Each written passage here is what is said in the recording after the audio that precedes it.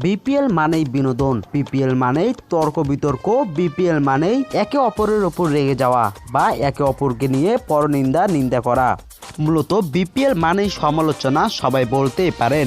BPL আসলে কেন হয়? বিপিএল তো সিনিয়র প্লেয়ারদের সাথে খেলা করে জুনিয়রদের অভিজ্ঞতা অর্জন করা, যাতে ভবিষ্যতে জাতীয় দলের জন্য ভালো ক্রিকেটার পাওয়া যায়। বিপিএল তো মূলত এ কারণেই। তবে বিপিএলে যেন পুরোটাই এর বিপরীত ঘটে। তাহলে কি শিখবে? প্রশ্ন এখন এটাই, শিখবে কি তামিম ইকবালের মতো আচরণ, এনামুল বা মেহেদী মিরাজদের মতো আচরণ? এই যেমন পরশু দিন ঘটে গেল সাব্বির রহমানের সাথে তামিমের বিতর্ক, আজ ঘটে গেল এনামুলের সাথে আকবর আলীর বিতর্ক।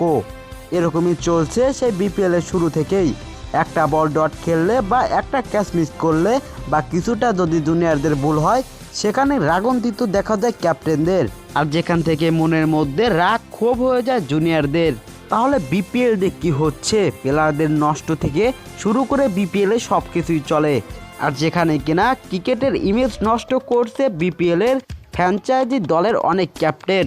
শুধু ক্রিকেটের ইমেজই নয়, নষ্ট করছে বাংলাদেশ সহ বাংলাদেশের ক্রিকেটের ইমেজও। অবশ্য বিসিবির এদের বিরুদ্ধে পদক্ষেপ নেওয়া উচিত। আপনাদের কি মনে হয়? অবশ্যই কমেন্ট বক্সে জানিয়ে যাবেন।